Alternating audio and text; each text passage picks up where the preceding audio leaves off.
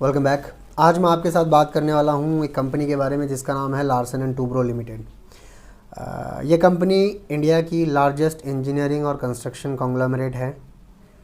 इसने almost India की national building में ध्यान दिया है, मतलब हेल्प किया है इंडिया को बिल्ड होने में। आगे बढ़ने से पहले मैं बता दूं, मैं सेबी रजिस्टर्ड एडवाइज़र नहीं हूं, मैं जस्ट अपना ओपिनियन शेयर करता हूं। सारी इन्फॉर्मेशन पब्लिक डोमेन में अवेलेबल है, आप भी उसे रिसर्च करो, पढ़ो, उसके बाद इन्वेस्टमेंट करो, यही मैं सजेस्ट करूँगा। कैसे स्टार्ट हुई? 1938 से ये कंपनी काम कर रही है। अब क्या करती है? अब ये कंपनी काम करती है ईपीसी, इसका मेन काम है। ईपीसी मतलब इंजीनियरिंग, प्रोक्योरमेंट एंड कंस्ट्रक्शन, उसके बाद manufacturing, defence and financial services. Company की खासियत ये है कि अब ये बहुत बड़ी कंपनी है इंडिया के अंदर। आई एम श्योर जब आप लोग सड़क पर निकलते हैं, हाईवे के किनारे, सड़क के किनारे, तो आपने इस कंपनी का नाम ज़रूर सुना है, पढ़ा है कहीं पे। L&T, लार्सन एंड टर्बो पढ़ते हैं कई लोग, लेकिन ये लार्सन एंड टूब्रो है। ये कंपनी इंडिया में इस समय one of the biggest company है। और जब आप एक ऐसे मुकाम पे पहुंच जाते हैं जहां पर आप सबसे बड़े होते हैं, तो वहां पर आपकी रिस्पॉन्सिबिलिटी खाली बेयर मिनिमम करने की नहीं होती। वहां पर आपकी रिस्पॉन्सिबिलिटी होती है कि आज से 6 महीने के बाद क्या होने वाला है उसको प्रेडिक्ट करना। इंडस्ट्री पर डिपेंड करता है कि आप 6 महीने बाद की प्लानिंग करें, आप 6 साल बाद की प्लानिंग करें या 60 साल बाद की प्लानिंग करें। जैसे भारत के प्रधानमंत्री, भारत के राष्ट्रपति या एग्जीक्यूटिव काउंसिल या पार्लियामेंट, उसकी जिम्मेदारी है आने वाले 50 साल के भारत का विजन तैयार रखना हमेशा। उसी तरह लार्सन एंड टूब्रो जैसी कंपनियां जब ऐसे मुकाम पर पहुंच जाती है तो इन्हें फ्यूचर रेडी होना पड़ता है। गुड न्यूज़ ये है कि Larsen and Toubro future ready होती नज़र आ रही है। ऑलमोस्ट 3-3.5 हज़ार का ये शेयर है, थोड़ा सा ज़्यादा होगा, 150 रुपये, लेकिन ये डिज़र्व भी करता है होना। मैं आपको वन बाय वन डिस्कस करता हूँ कि लार्सन एंड टूब्रो की खासियत क्या है। सबसे पहली बात तो इसके फाइनेंशियल्स के बारे में बात करें तो 2024 का इसका रेवेन्यू ऑलमोस्ट रहा है 2,21,000 करोड़ रुपए का। EBIT, earning before interest and tax, रहा है 22,000 करोड़ का। एक तरह से ऑपरेटिंग, एक तरह से माना जा सकता है कि ऑपरेटिंग प्रॉफिटेबिलिटी है। प्रॉफिट आफ्टर टैक्स है 13,059 करोड़ रुपए, और 2024 की ऑडिटेड फाइनेंशियल्स की बात कर रहा हूँ। और प्रॉफिट आफ्टर टैक्स मार्जिन है 5.9%, यानी लगभग 6% की प्रॉफिटेबिलिटी इस कंपनी की है। अगर हम 10% का मॉडरेट ग्रोथ भी हर साल CAGR रखें तो आने वाले 3 साल में ये कंपनी अभी की प्रेजेंट सिचुएशन से और बड़ी होती नज़र आती है। कंपनी की खासियत ये है कि ये इंजीनियरिंग और कंस्ट्रक्शन में बहुत एक्सपर्टीज़ रखती है। इस कंपनी ने अपने प्रोडक्ट्स को काफ़ी डाइवर्सिफाइड करके इन्वेस्टमेंट किया है और अपने नए वर्टिकल्स बिल्ड भी करने का ट्राई किया है, जिसमें सबसे बड़ा एग्जांपल डेटा सेंटर नज़र आता है। अब आप पूछेंगे डेटा सेंटर कंस्ट्रक्शन कंपनी का क्या लेना देना, उस पर भी मैं आता हूँ वन बाय वन डिस्कस करके। इस साल में लार्सन एंड टूब्रो का एक प्लस पॉइंट जो सबसे बड़ा ये रहा कि higher than expected order inflows रहे। इस कंपनी ने ऑलमोस्ट 5 लाख करोड़ 2023-24 में इस कंपनी के ऑर्डर इनफ्लोज 3,02,812 करोड़ के थे, और प्रेजेंट ऑर्डर पाइपलाइन लगभग 5 लाख करोड़ की है, जो कि आने वाले कई सालों तक इस कंपनी को एक रेवेन्यू जनरेट करके देने वाली है। कंपनी के जो डाइवर्सिफाइड सेक्टर हैं उनमें हाइड्रोकार्बन, पावर, डिफेंस और स्मार्ट इंफ्रास्ट्रक्चर है, जिससे इनको एक कंसिस्टेंट रेवेन्यू स्ट्रीम मिलती रहेगी, इसकी संभावना है। कंपनी स्ट्रॉन्ग प्रॉफिटेबिलिटी रखती है, हेल्दी पाइपलाइन ऑफ प्रोजेक्ट्स है। इससे पता चलता है कि L&T जो है एक फंडामेंटली, मतलब फाउंडेशनली एक स्ट्रॉन्ग कंपनी पेपर पर नज़र आती है। अब पेपर पर नज़र आती है, उसके साथ साथ आप ये भी देखिए कि कितने हाईवे पर गुजरते हुए आपने L&T का बोर्ड देखा है, कितने नए प्रोडक्ट्स के नाम पे, कितनी नई सड़कों पर आप L&T का बोर्ड देखते हैं। फॉर एग्जांपल एक चीज़ मैं मिस कर गया, जब HDFC बैंक 1300-1400 रुपये पे था, आई एम श्योर काफ़ी लोगों ने ध्यान भी दिया है। HDFC रिलेटिवली एक स्टेबल स्टॉक माना जाता है, लेकिन हम सब की आंखों के सामने ही HDFC ने ऐसा कुछ किया जिसको काफ़ी कम लोग ऑब्जर्व कर पाए। आई एम वेरी श्योर कि आप जहाँ से भी ये वीडियो देख रहे हैं उस लोकेलिटी में आसपास के 3 या 4 किलोमीटर के दायरे में HDFC ने 2 या 3 नई ब्रांचेस ज़रूर खोली है पिछले 1 साल के अंदर। तो जब इतना एक्सपेंशनिस्ट एटीट्यूड के साथ HDFC आगे बढ़ रहा है तो स्टॉक को तो ग्रो करना ही करना है। लेकिन हम लोगों ने, मतलब मैं मेरी बता सकता हूँ, हो सकता है आप लोगों ने ध्यान दिया हो, मैं इस पॉइंट को मिस कर गया, लेकिन ये पॉइंट बहुत सॉलिड पॉइंट है। अगर कोई एक्सपेंशनिस्ट पॉलिसी पे है, that means they are planning something big. इसी तरह लार्सन एंड टूब्रो भी एक्सपेंशन कर रहा है, और उन एरियाज़ में कर रहा है जिनमें एमर्जिंग ट्रेंड्स नज़र आ रहे हैं, जैसे ग्रीन एनर्जी, इलेक्ट्रोलाइजर्स, सेमीकंडक्टर और डेटा सेंटर। सेमीकंडक्टर मेरी कोर फील्ड है, I am an electronics engineer. Semiconductor basically silicon chip होती है, ठीक है। सेमीकंडक्टर एक मतलब ये मान लीजिए कि ये कोई प्रकृति का तोहफा है इंसानियत को। इसके बिना कंप्यूटर, इसके बिना कोई टेक्नोलॉजी काम नहीं कर सकती। अभी तक इंडिया के अंदर सेमीकंडक्टर इंडस्ट्री नहीं है। हम पिछले 1-2 साल में इसकी तरफ आए हैं। प्रोडक्शन लिंक्ड इंटेंसिव वगैरह हमने प्रयास किया है, और शायद लार्सन एंड टूब्रो जैसी कंपनियां जब सेमीकंडक्टर में उतर गई हैं तो फ्यूचर बेटर होगा। एक नई बात ये नज़र आती है कि Larsen and Toubro data centre के अंदर आया। लार्सन एंड टूब्रो ने क्लाउडफिनिटी नाम से अपने डेटा सेंटर लॉन्च किए हैं। इंडिया में इस समय डेटा सेंटर्स हैं लार्सन एंड टूब्रो के पवई में, पनवेल में, महापे में, बेंगलोर में, और चेन्नई के पास है श्री पेरुम्बदूर, वहाँ पर। तो जब कोई कंपनी इतना बड़ा काम करती है, नया एक्सपेंशन करने का ट्राई करती है, तो आप सोचिए वो कंपनी प्लान क्या कर रही है। इसी चैनल पे मैंने एक वीडियो बनाया था राजेश एक्सपोर्ट्स का, जिसमें मैंने कहा था वो शायद इसकी लिथियम आयन की बैटरी का प्लांट सेटअप कर रहे हैं। अभी अनफॉर्चुनेटली राजेश का स्टॉक नीचे है।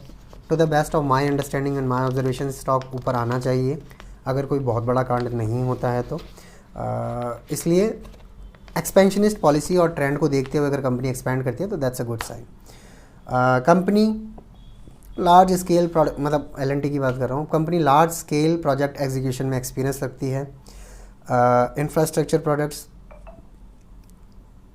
एल&टी कॉम्प्लेक्स डेवलपमेंट बनता है, जैसे बिल्डिंग और फैक्ट्री हुआ, heavy civil, water, power, transmission, distribution, renewal, transportation infrastructure और मिनरल मैटर के इंफ्रास्ट्रक्चर प्रोजेक्ट हैं। फिर एनर्जी प्रोजेक्ट्स हैं जैसे हाइड्रोकार्बन, ग्रीन एनर्जी, ईपीसी, इस तरह के। आईटी में जैसा मैंने बताया कि डेटा सेंटर्स में आए हैं। अभी इन्होंने 2-1 साल पहले माइंडट्री को एक्वायर किया है।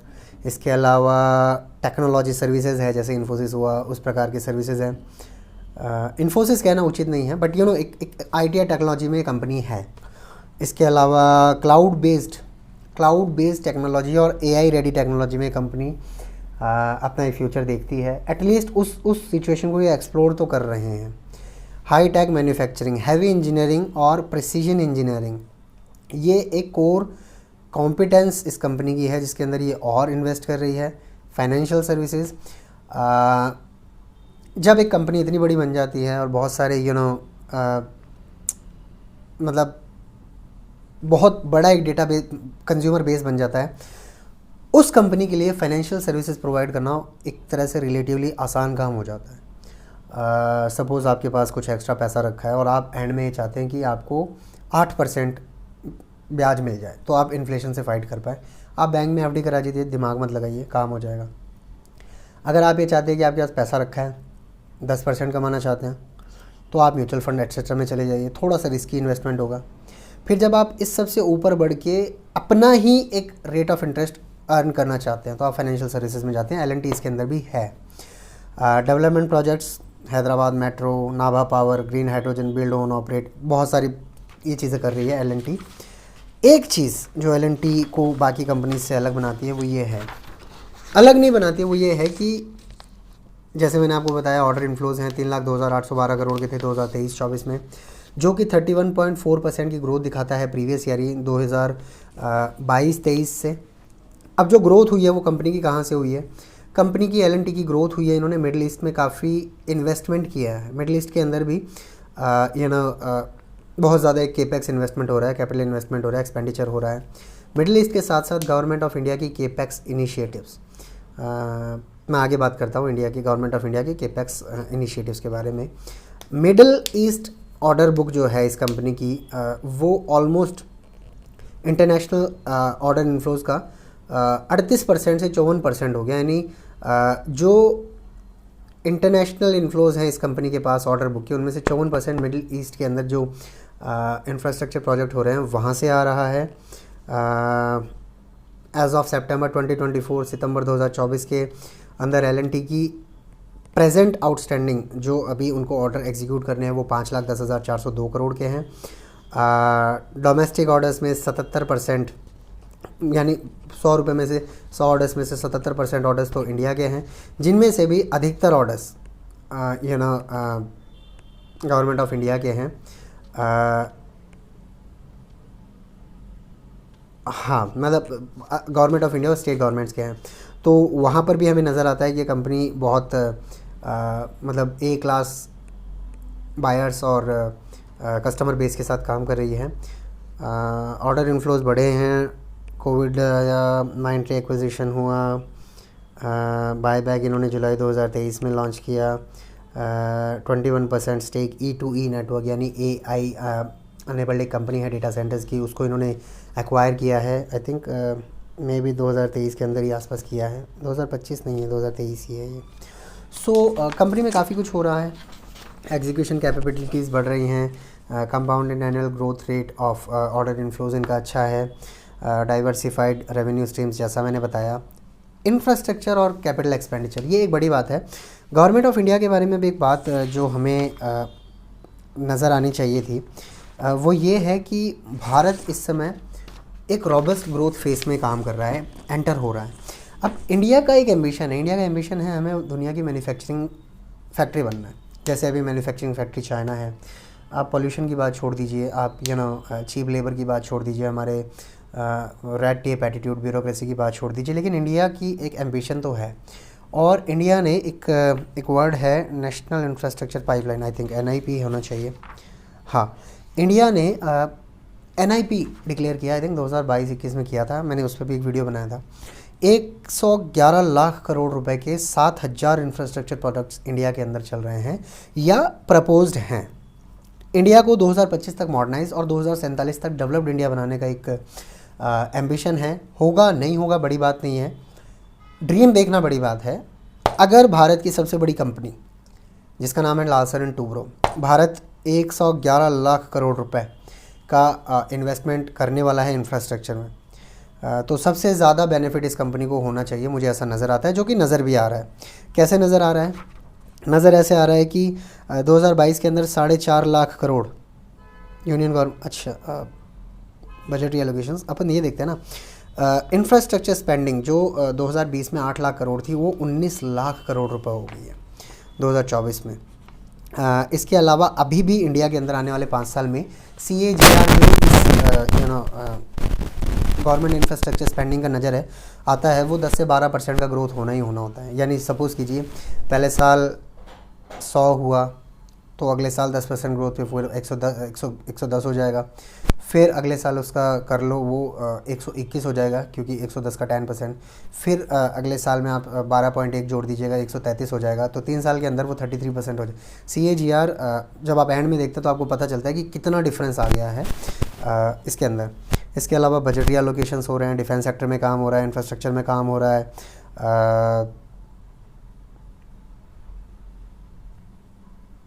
अफ्रीकन नेशंस में जाने से पहले इंडिया को पर्टिकुलरली बात कर लेते हैं।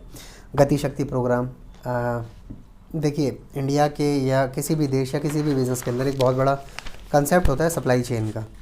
सप्लाई चेन का मतलब हमेशा तो पेन का एग्जांपल देना उचित नहीं है। फॉर एग्जांपल चाय पत्ती की बात करते हैं। चाय पत्ती कहाँ पे उगती है? चाय के बागानों में टी एस्टेट होते हैं, ऊटी में है, आसाम में है, तमिलनाडु में है, केरला में है, कॉफ़ी के भी हैं।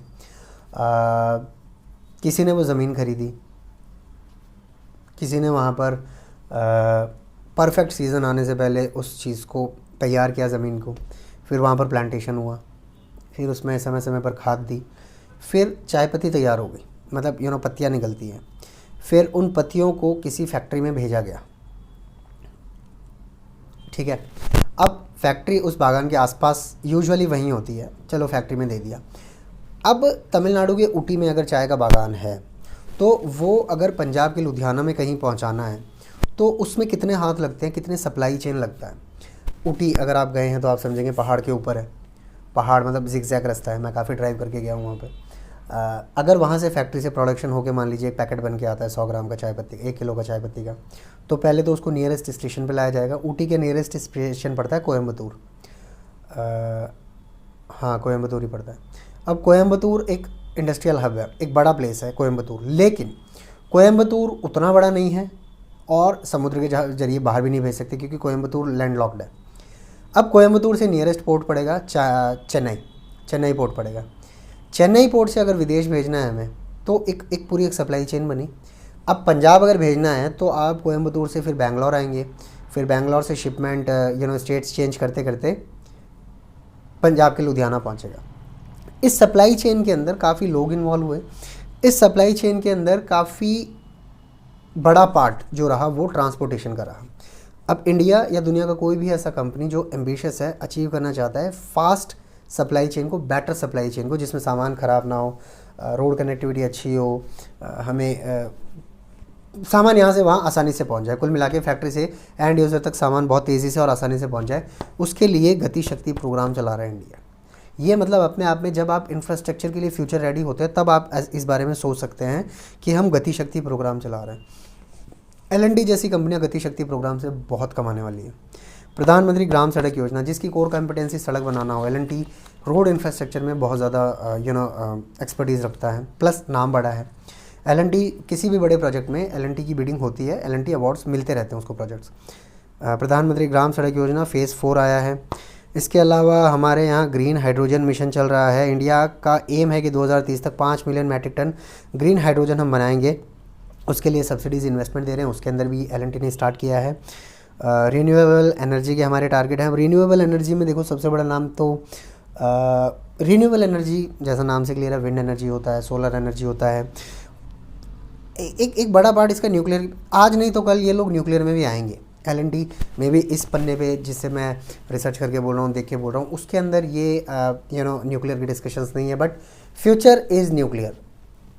आप मान के चलिए कि L&T भी आज नहीं तो कल न्यूक्लियर में आएगा, तो एक वो भी बड़ा चीज़ होने वाला है। फिर PLI यानी प्रोडक्शन लिंक इंसेंटिव, उसके अंदर भी बैटरी स्टोरेज है, सोलर फोटोवोल्टाइक मॉड्यूल्स हैं, सेमीकंडक्टर्स हैं, उन सब में भी कंपनी कमाने का प्रयास कर रही है। आत्मनिर्भर Bharat, privatisation of space sector, smart city project. मेरा शहर, मैं जिन 2 शहरों में लास्ट रहा हूँ वो स्मार्ट सिटी में थे, सेलम के अंदर और जयपुर के अंदर।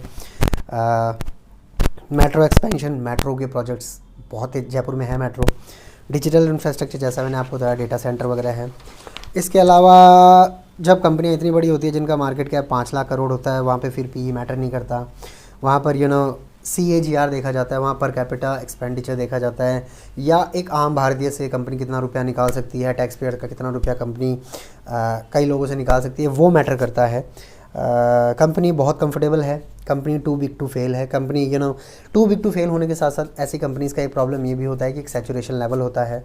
जब तक गवर्नमेंट ऑफ इंडिया अपने एक्सट्रीम लेवल पर इन्वेस्टमेंट नहीं खोलती है तब तक क्या कंपनी का नाम है, किसको डिस्कस कर रहे हैं, L&T जैसी कंपनियां परसेंटेज में ग्रो नहीं कर सकती।